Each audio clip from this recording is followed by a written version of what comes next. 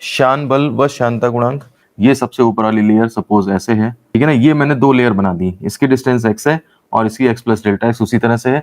इसकी वेलोसिटी आपकी v है और इसकी वेलोसिटी v प्लस dv है। इसका एरिया जो है वो, दोनों का एरिया जो है वो a है, मान लिया सपोज करिए, सेम होगा, लेयर है के ऊपर एक लेयर है, दोनों का एरिया सेम होगा। न्यूटन ने स्टडी करी थी और न्यूटन ने स्टडी करके क्या बताया फोर्स के बारे में। विस्कस फोर्स जो होते हैं, एक तो वो एरिया के डायरेक्टली प्रोपोर्शनल होते हैं और साथ ही साथ जो है वो वेग प्रवणता जो है उसके ऊपर भी डिपेंड करता है। तो इन दो चीजों पे जो है विस्कस फोर्स डिपेंड करता है।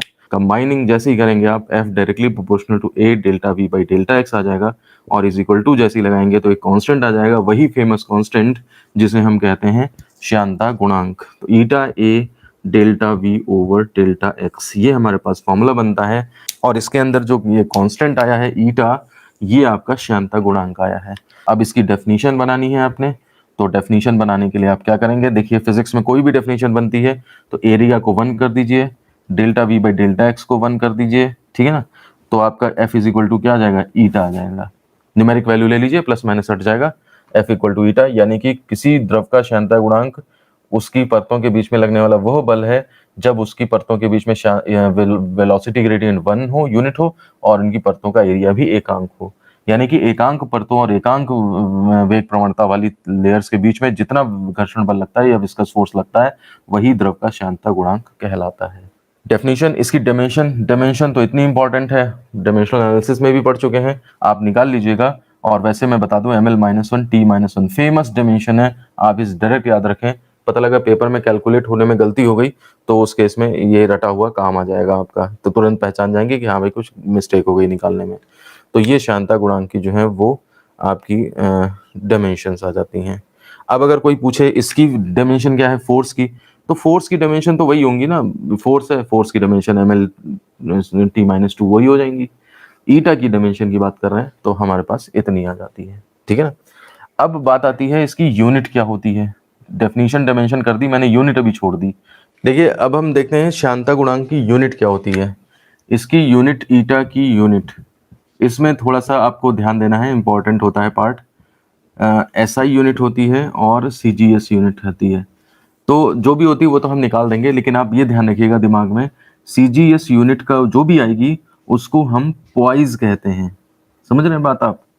CGS यूनिट एक्चुअली पहले बनाई गई होगी, तो उसकी यूनिट जो भी आएगी उसको कहा जाता है पॉइज। और SI यूनिट जो बनेगी जाकर के, वो जब आप उसको CGS से कंपेयर करोगे तो एक्चुअली वो 10 पॉइज बनेगी जाकर के, और 10 पॉइज बनने की वजह से उसे क्या कह दिया जाता है, डेका पॉइज। समझ रहे बात को। पॉइजली एक साइंटिस्ट थे, पॉइजली साइंटिस्ट के नाम पे पॉइज बना है यूनिट। तो इसमें ये होता है कि बुक्स में SI यूनिट पहले बताई जाती है तो वो उसको कह देते हैं डेका पॉइज है, और फिर CGS यूनिट बताई जाती तो पॉइज बता देते हैं। तो एक्चुअली पॉइज पहले डिफाइन हुआ था और फिर 10 पॉइज एक्सेल में निकलते हैं, तो इसलिए हम उसे डेका पॉइज कह देते हैं। तो ये तो रही बात, जो फाइनली हमें आना है वो दिमाग में रहना चाहिए आपका कि पॉइज बनता है फिर डेका पॉइज बनता है, ठीक है ना।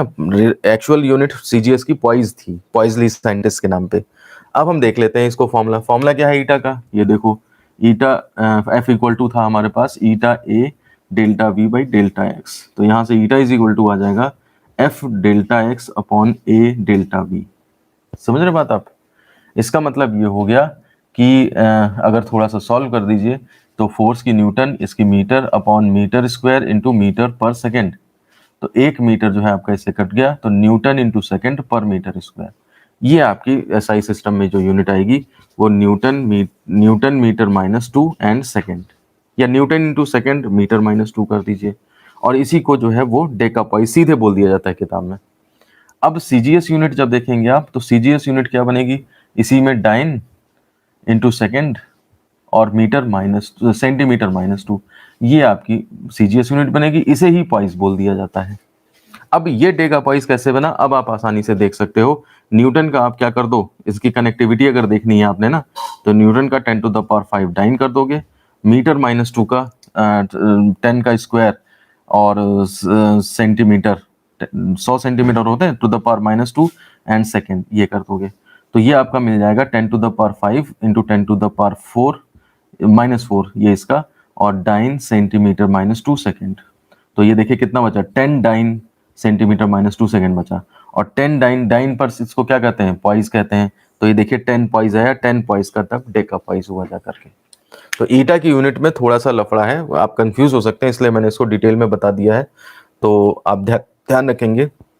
एसआई यूनिट आप निकाल लो फॉर्मूले से, उसको बोलते हैं डेका पॉइस, क्योंकि वो 10 पॉइस बनते हैं।